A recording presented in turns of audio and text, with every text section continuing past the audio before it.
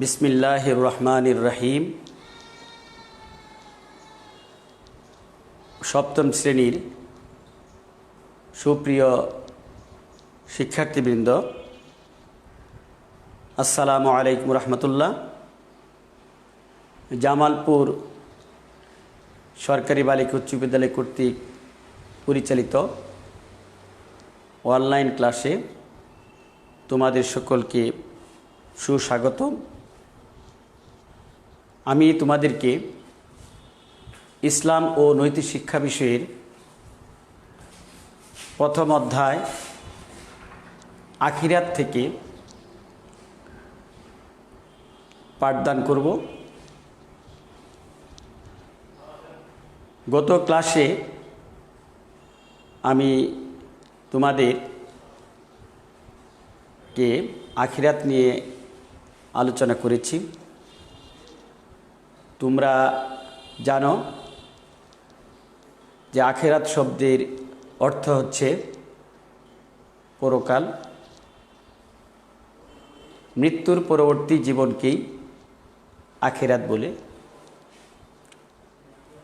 তোমরা এটাও জেনেছ যে মানুষের জীবন দুইটি পর্যায়ে বিভক্ত। একটি হচ্ছে দুনিয়ার জীবন তথা ইহকালীন জীবন, আরেকটি হচ্ছে আখিরাতের জীবন তথা পরকালীন জীবন। দুনিয়ার জীবন সম্পূর্ণভাবে ক্ষণস্থায়ী, আর আখিরাতের জীবন তথা পরকালীন জীবন হচ্ছে চিরস্থায়ী। আখিরাতের জীবনের শুরু আছে, শেষ নেই। গত ক্লাসে আমি তোমাদেরকে আখিরাত সম্পর্কে বিস্তারিতভাবে বুঝিয়ে দিয়েছি। আখিরাতে বিশ্বাসের গুরুত্ব সম্পর্কে তোমাদের সামনে আলোচনা করেছি। তোমরা জানো যে আখিরাতের জীবনের বিভিন্ন স্তর বা পর্যায় রয়েছে। মৃত্যুর পরবর্তী জীবনের বিভিন্ন স্তর বা পর্যায় রয়েছে। যেমন মৃত্যুর পরবর্তী যে আমাদের জীবনটা শুরু হয়, যার মাধ্যমে আখিরাতের জীবন, সেটি হচ্ছে কবরের জীবন, যাকে আলমে বারজাখ বলা হয়। এমনিভাবে আখিরাতি জীবনের আরেকটি স্তর হচ্ছে হাসর। হাসর মানে মহাসমাবেশ। এরপরে আরেকটি জীবন হচ্ছে স্তর হচ্ছে আখিরাতের জীবনের, সেটি হচ্ছে মিজান, সিরাত, এরকমভাবে শাফাত, জান্নাত, জাহান্নাম, এগুলো হচ্ছে আখিরাতের বিভিন্ন স্তর বা পর্যায়। যে হাসরের মাঠ সম্পর্কে তোমরা উপরের ক্লাসগুলোতে বিস্তারিত জানবে। এরপর আমি তোমাদের সামনে সংক্ষিপ্তভাবে হাসর সম্পর্কে বলতে চাই। সেটি হাসর হচ্ছে মহাসমাবেশ। যা আল্লাহ রাব্বুল আলামিন আমাদের দুনিয়ার জীবনের কর্মকাণ্ডের হিসাব নেওয়ার জন্য মহাসমাবেশের ব্যবস্থা করবেন, এবং এই কিয়ামত হওয়ার পরে আল্লাহ তাআলা এই মহাসমাবেশের জন্য একটি বিশাল মাঠ তৈরি করবেন, এবং সেই মাঠে হযরত আদম আলাইহিস সালাম থেকে নিয়ে কিয়ামত পর্যন্ত যত মানুষ এই পৃথিবীতে এসেছিল, আসবে, সকল মানুষকে সেখানে আল্লাহ তাআলা সমবেত করবেন, এবং প্রত্যেকের কাছ থেকে দুনিয়ার জীবনের হিসাব আল্লাহ তাআলা গ্রহণ করবেন। হাসরের মাঠ একটি বিশাল বিস্তীর্ণ মাঠ। কোরআন এবং হাদিস থেকে যা জানা যায় হাসরের মাঠ সম্পর্কে, হাসরের মাঠ হবে সমতল। হাসরের মাঠে কোথাও উঁচু নিচু থাকবে না। সেটা হাদিস শরীফ আসছে এরকমভাবে যে রুটি তৈরি করলে, আটা দিয়ে রুটি, যে আমরা যে রুটি খাই, রুটি তৈরি করলে যেভাবে যখন রুটি বানানো হয় তখন সেটা যেমন এরকম সাদা থাকে, মসৃণ থাকে, নরম থাকে, হাসরের মাঠটা আল্লাহ তাআলা যখন তৈরি করবেন এই রুটির মতো সেটা সাদা থাকবে, মসৃণ নরম থাকবে এবং সমতল থাকবে। কিন্তু এক সময় হাসরের মাঠ এরকম শক্ত হবে, তামার মতো শক্ত হয়ে যাবে। কেন? যে হাসরের মাঠ তৈরি করার পর আল্লাহ তাআলা এরকম সূর্যকে আবার হাসরের মাঠে উপস্থিত করবেন, এবং সূর্য মানুষের তথা আমাদের অনেক নিকটে থাকবে, এবং সূর্য দুনিয়াতে যেভাবে তাপ দিচ্ছে তার চেয়ে 70 গুণ বেশি তাপ দিবেন। সূর্যের তাপে এরকম হাসরের মাঠের মাটিটা পুড়ে তামা হয়ে যাবে, এবং এই সূর্যের প্রখর তাপের কারণে মানুষগুলো ঘামতে থাকবে, এত ঘামবে যে কেউ কেউ ঘামের ভিতরে সাঁতার কাটবে। কাজে হাসরের মাঠ একটি কঠিন বিষয়। হাসরের মাঠে আমাদের প্রত্যেককেই হিসাব নিকাশ দিতে হবে। দুনিয়ার জীবনের প্রতিটি কাজের জবাবদিহিতা আল্লাহর কাছে করতে হবে। আমরা যত ছোট কাজই করি না কেন সেটাও আল্লাহর সামনে আমাকে জবাবদিহিতা করতে হবে, সেই কাজের হিসাব আল্লাহর কাছে দিতে হবে। কাজে সুপ্রিয় শিক্ষার্থীবৃন্দ, এই হাসরের মাঠে বিচার হবে, এবং হাসরের মাঠে কিছু জিনিস আল্লাহ তাআলা প্রতিষ্ঠিত করবেন। তোর মধ্যে একটি হচ্ছে মিজান, দাঁড়িপাল্লা, ওজন, পরিমাপ, যে সম্পর্কে আমি তোমাদেরকে পরবর্তী ক্লাসে আলোচনা করব। আরেকটি হচ্ছে সিরাত। আজকে আমি তোমাদেরকে এই আখিরাতের স্তরসমূহের মধ্য থেকে সিরাত নিয়ে আলোচনা করব।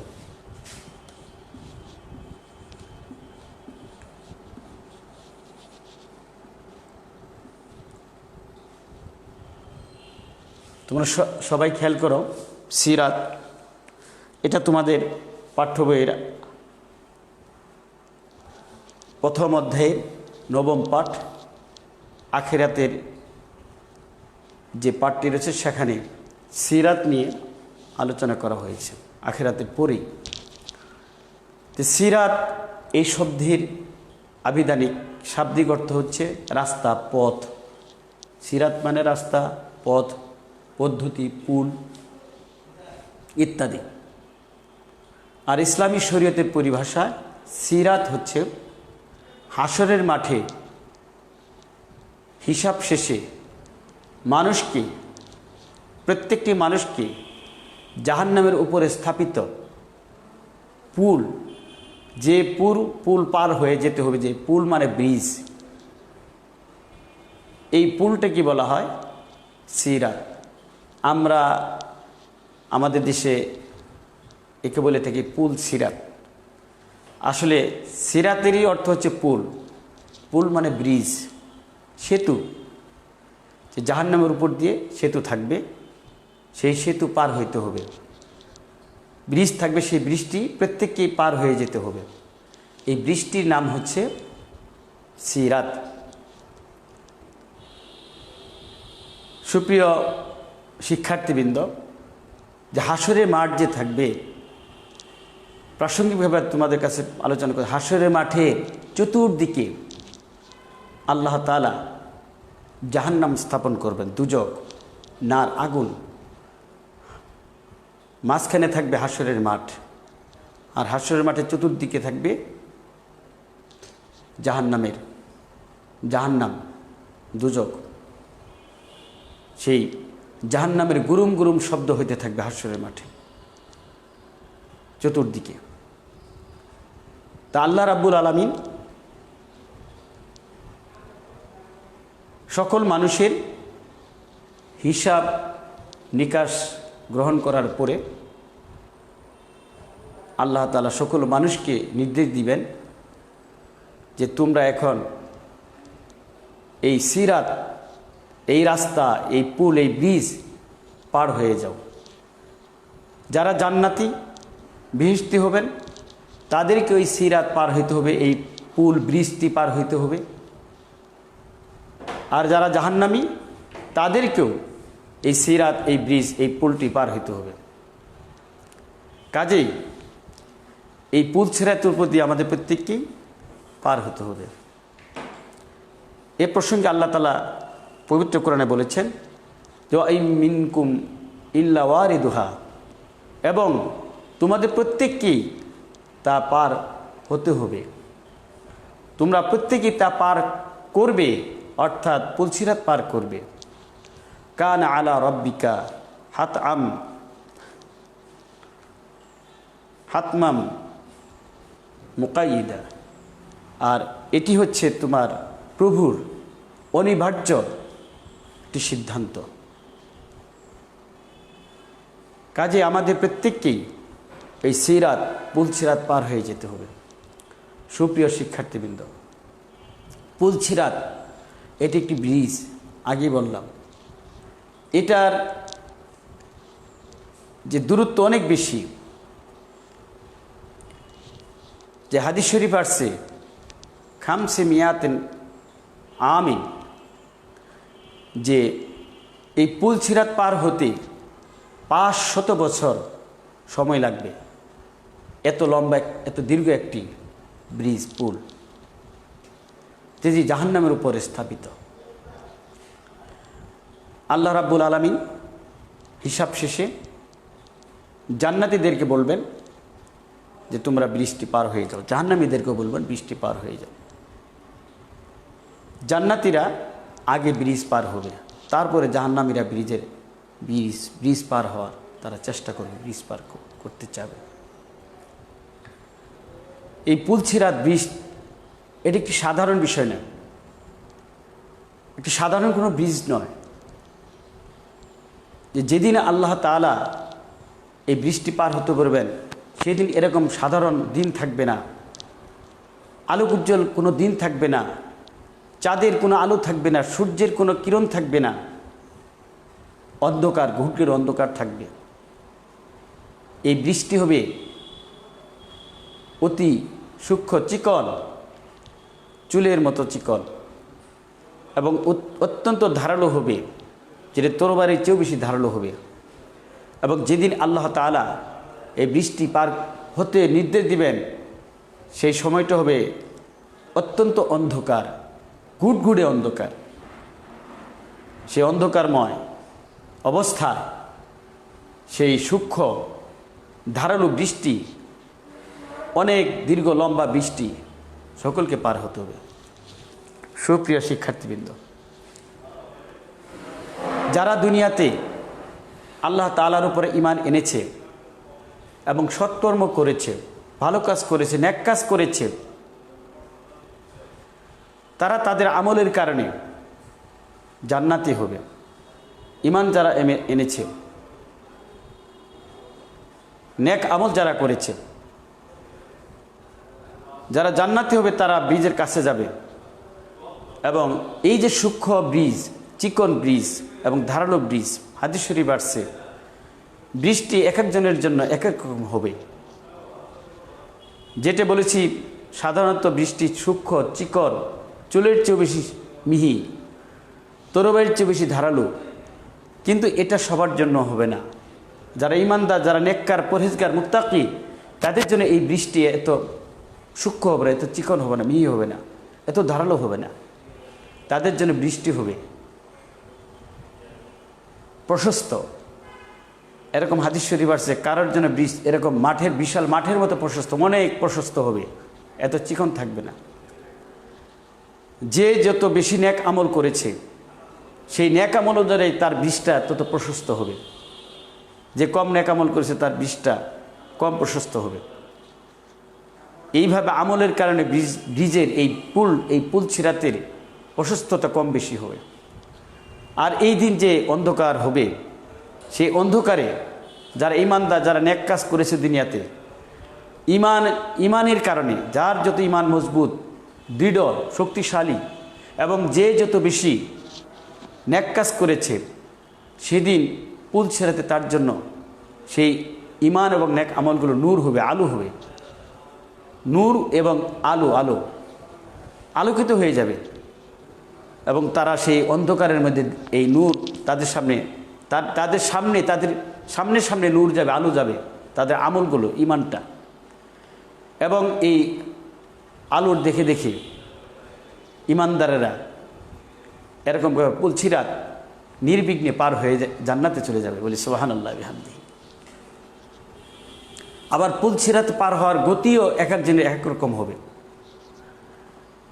যার ইমান বেশি শক্তিশালী, যে বেশি পরহেজগার মুত্তাকি ছিল, যে বেশি নেক আমল করেছে, সৎ কাজ করেছে, এরকম ইমান এবং নেক আমলের দরুনে কম বেশির কারণে এরকম পুল সিরাত পার হইতেও সময় কম বেশি লাগবে। হাদিস শরীফ আসছে, কেউ বিদ্যুতের গতিতে পুল সিরাত এক মুহূর্তের মধ্যে পার হয়ে যাবে, যেটা 500 বছরের রাস্তা, সেটা বিদ্যুতের গতিতে 1 সেকেন্ডের মধ্যে পুল সিরাত পার হয়ে যাবে।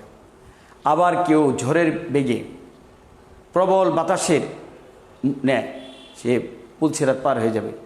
কেউ দ্রুতগামী ঘোড়ার মতো ঘোড়ার গতিতে পার হয়ে যাবে। এরকম দেখা যাচ্ছে কেউ হেঁটে হেঁটে পুল সিরাত পার হবে। আবার যার এরকম আমল কম, সে হামাগুড়ি দিয়ে দিয়ে অতি কষ্টে পুল সিরাত পার হবে। কাজেই সকলকে এই পুল সিরাত পার হইতে হবে, যেটা জাহান্নামের উপর স্থাপিত। সুপ্রিয় শিক্ষার্থীবৃন্দ, এই পুল সিরাত সর্বপ্রথম আমাদের মহানবী সাল্লাল্লাহু আলাইহি ওয়াসাল্লাম এই পুল সিরাত পার হবেন, এই সিরাত, এই ব্রিজটি পার হবেন এবং সর্বপ্রথম মহানবী সাল্লাল্লাহু আলাইহি ওয়াসাল্লাম জান্নাতে প্রবেশ করবেন, বলি সুবহানাল্লাহি ওয়া বিহামদিহি। মহানবী সাল্লাল্লাহু আলাইহি ওয়াসাল্লামের আগে কেউ পুল সিরাত পার হতে পারবে না, এবং মহানবী সাল্লাল্লাহু আলাইহি ওয়াসাল্লামের সাথে সাথে আমরা তার উম্মতরা তার সঙ্গে পুল সিরাত পার হব, বলি সুবহানাল্লাহি ওয়া বিহামদিহি। কাজে সুপ্রিয় শিক্ষার্থীবৃন্দ, আমরা যেন মহানবী সাল্লাল্লাহু আলাইহি ওয়াসাল্লামের সাথে বিদ্যুতের গতিতে পুল সিরাত পার হতে পারি, সেজন্য আল্লাহর কাছে দোয়া করতে হবে এবং আমাদেরকে বেশি বেশি নেক কাজ, সৎ আমল করতে হবে। অপরদিকে যাদের ইমান, যারা ইমান থাকবে না, যাদের নেক আমল থাকবে না, যারা কাফের, মুশরিক, যারা বেঈমান, যারা আল্লাহকে অস্বীকার করেছে, যারা কাল হাসরের মাঠে, যারা আল্লাহর কাছে হিসাব দিতে গিয়ে ধরা পড়ে যাবে, যারা হিসাব শেষে জাহান্নামী বলে ঘোষিত হবে যে তোমরা জাহান্নামী, এই জাহান্নামীদেরকে আল্লাহ তাআলা নিতে যাবে যে তোমরা পুল সিরাত পার হয়ে যাও। সুপ্রিয় শিক্ষার্থীবৃন্দ, জাহান্নামীদের জন্য পুল সিরাতটা হবে অত্যন্ত কঠিন একটি জিনিস, কারণ তাদের জন্য এই পুল সিরাত সত্যিকারের সূক্ষ্ম হবে, চুলের চেয়েও সূক্ষ্ম হবে, এবং তাদের জন্য এই পুল সিরাত অন্ধকার হবে, গুটগুটে অন্ধকার, তাদের জন্য কোনো আলো থাকবে না। তাদের জন্য এই পুল সিরাত হবে তরবারির চেয়েও বেশি ধারালো। কাজেই জাহান্নামীদেরকে তারা যখন পুল সিরাতের কাছে যাবে, পুল সিরাত উঠবে, তারা সেই অন্ধকারের মধ্যে, তাদের কোনো আলো নাই, নূর নাই, তারা সেই পুল সিরাত ওঠার পর তাদের হাত পা কেটে যাবে। জাহান্নাম থেকে এরকম হাদিস শরীফ আসছে, বর্ষির কোয়ালের মতো, এরকম রশির মতো, এরকম বিশাল সাপগুলো তাদেরকে সুবল মারবে, টাইনে সেই জাহান্নাম থেকে এসে তাদের জাহান্নামে নামিয়ে দিবে। আর জাহান্নামীরা পুল সিরাত পার হতে গিয়ে তারা সেই গুটগুড়ে অন্ধকার, অতি সূক্ষ্ম পুল সিরাত ব্রিজ, অতি ধারালো এই ব্রিজ, তাদের কাছে কোনো আলো নেই, তারা পার হতে পারবে না। তারা উঠতে গেলে তাদের হাত পা কেটে যাবে এবং তারা সবাই জাহান্নামের মধ্যে নিক্ষিপ্ত হবে। কাজেই সুপ্রিয় শিক্ষার্থীবৃন্দ, পুল সিরাত একটি কঠিন জিনিস, আমাদের প্রত্যেককে পুল সিরাত পার হতে হবে কাল হাসরের মাঠে বিচার শেষে। এবং এতক্ষণ তোমাদের সামনে যে কথাগুলো বললাম পুল সিরাত সম্পর্কে, সিরাত সম্পর্কে, এটা খুব কঠিন বিষয়। দুনিয়াতে যে যত বেশি নেক আমল করবে, যার ঈমান যত শক্তিশালী হবে দুনিয়ার জীবনে, তাদের জন্য এই সিরাতটা হবে, এই পুলটা, এই বৃষ্টি হবে অত্যন্ত সহজে, মসৃণ। তারা বিদ্যুতের গতিতে এই পুল সিরাত পার হয়ে জান্নাতে চলে যাবে, বলি সুবহানাল্লাহি ওয়া বিহামদিহি। কাজেই সুপ্রিয় শিক্ষার্থীবৃন্দ, আজকের এই আলোচনা থেকে আমরা যে বিষয়টা জানতে পারলাম, তোমরা যে বিষয়টি উপলব্ধি করতে পারলে সিরাত সম্পর্কে, যে সিরাত হচ্ছে হাসরের মাঠে জাহান্নামের উপরে স্থাপিত একটি পুল, ব্রিজ, সেতু, যেই ব্রিজ দিয়ে, যেই পুল দিয়ে প্রত্যেক মানুষকে জাহান্নাম পাড়ি দিয়ে বিশেষ করে ইমানদার মুমিনদেরকে জান্নাতে যেতে হবে। এবং ইমানদার মুমিন ছাড়াও যারা জাহান্নামী তাদেরকেও এই ব্রিজ পার হতে হবে, এবং তারা ব্রিজটি পার হতে গিয়ে তারা পার হতে পারবে না। পাপিষ্ঠরা ব্রিজ পার হতে পারবে না, যেহেতু তাদের কাছে কোনো আলো নেই, নূর নেই, দুনিয়া থেকে তারা নূর নিয়ে যেতে পারে নাই। এবং কোরআন শরীফে আসছে যে যখন সিরাত পার করতে বলা হবে, পার হইতে বলা হবে, তখন মুমিনদের সাথে পিছে পিছে জাহান্নামী যারা, পাপিষ্ঠ যারা, তারাও পার হতে থাকবে। তাদের আলোতে ইমানদাররা সামনে যাবে, তাদের সামনে নূর থাকবে, আলো থাকবে, সেই আলোতে জাহান্নামীরাও এই পুল সিরাত, এই সিরাত বৃষ্টি পার হতে চেষ্টা করবে। কিন্তু কোরআন শরীফ আসছে কিছু দূর যাওয়ার পরেই সেই জান্নাতি এবং জাহান্নামীদের মাঝখানে একটা পর্দা পড়ে যাবে, পর্দা পড়ে যাবে। তখন জাহান্নামীরা বলবে, ভাই আমার সামনে কেন এই পর্দা পড়লো, এই দেওয়াল কেন তৈরি হলো, তুমি আমাকে এই সিরাত, পুল সিরাত পার করে নিয়ে যাও, আমার তো আলো নাই, নূর নাই।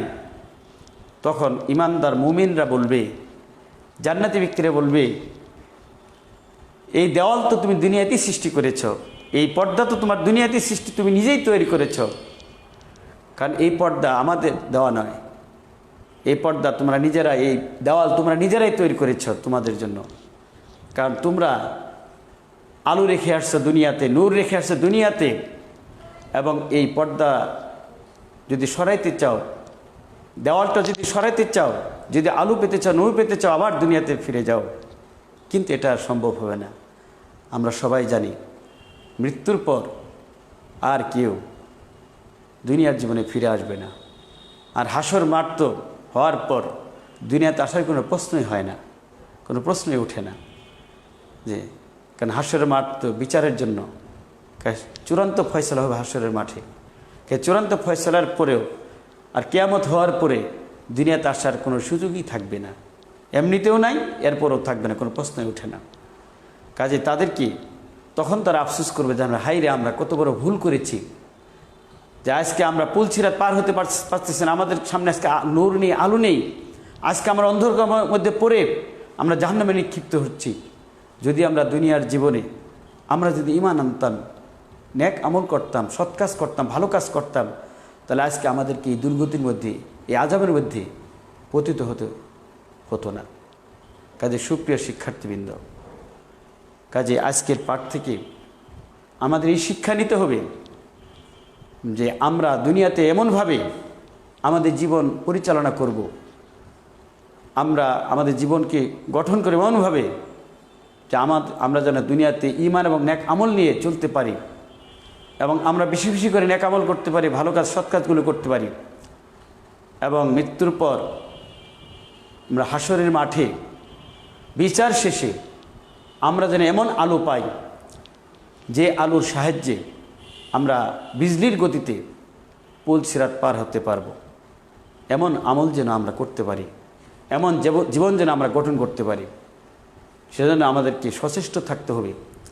আল্লাহ তাআলার কাছে সবসময় দোয়া করতে হবে, আল্লাহ তাআলা যেন আমাদেরকে ঈমান এবং নেক আমলের উপর টিকিয়ে রাখেন, আমাদের ঈমানকে মজবুত করে দেন, আমাদেরকে বেশি বেশি করে নেক আমল করার তৌফিক দান করেন, এবং শেষ নিঃশ্বাসটা যেন আল্লাহ তাআলা ঈমান এবং নেক আমলের উপর সুপ্রতিষ্ঠিত রেখে কাউলুস সাবিত যে লা ইলাহা ইল্লাল্লাহু মুহাম্মাদুর রাসূলুল্লাহ, এই লা ইলাহা ইল্লাল্লাহু মুহাম্মাদুর রাসূলুল্লাহ, এই কালেমা পড়তে পড়তে যেন আমরা, কালেমা শাহাদত পড়তে পড়তে যেন আমরা দুনিয়ার জীবন ত্যাগ করতে পারি, আমরা শেষ নিঃশ্বাসটা ত্যাগ করতে পারি। আল্লাহ তাআলা আমাদের সকলকে এই তৌফিক দান করুক, এবং কাল হাসরের মাঠে বিচার শেষে আল্লাহ তাআলা আমাদের সকলকেই সিরাত, পুল সিরাত, সেটা যেন বিজলির গতিতে বিদ্যুতের গতিতে পার হয়ে জান্নাতে যাওয়ার তৌফিক দান করেন। সবাই বলে আমিন। পরিশেষে আমি তোমাদের সকলের জন্য দোয়া করি যে তোমরা যেন এই করোনা ভাইরাস থেকে মুক্ত থাকতে পারো। আল্লাহর কাছে দোয়া করি আল্লাহ তাআলা যেন তোমাদের সকলকেই করোনা ভাইরাস সহ তোমাদের পরিবারের সকল সদস্যকেই করোনা ভাইরাস সহ সকল প্রকার কঠিন রোগ ব্যাধি থেকে হেফাজত করেন। এবং তোমরাও আমার জন্য দোয়া করবা, আমার পরিবারের সদস্যদের জন্য, ছেলেমেয়ের জন্য দোয়া করবা। আমরা যারা তোমাদের শিক্ষক রয়েছি, শিক্ষিকা রয়েছি, তাদের জন্য দোয়া করবা। আল্লাহ তাআলা যেন আমাদের সকলকেই সকল প্রকার কঠিন রোগ ব্যাধি সহ করোনা ভাইরাস থেকে হেফাজত করেন। আল্লাহ তাআলা যেন আমাদেরকে সুস্থ রাখেন, ভালো রাখেন, ঈমান এবং নেক আমলের উপর টিকে থাকার তৌফিক দান করেন। এই আশাবাদ ব্যক্ত করে, এই প্রত্যাশা রেখে তোমাদের সকলে সুস্বাস্থ্য কামনা করে, তোমাদের পরিবারের সকলে সুস্বাস্থ্য এবং দীর্ঘ জীবন কামনা করে আমি আমার আজকের ক্লাসটি এখানে শেষ করছি। ও আখিরে দাওয়ানা আনিল হামদুলিল্লাহি রাব্বিল আলামিন।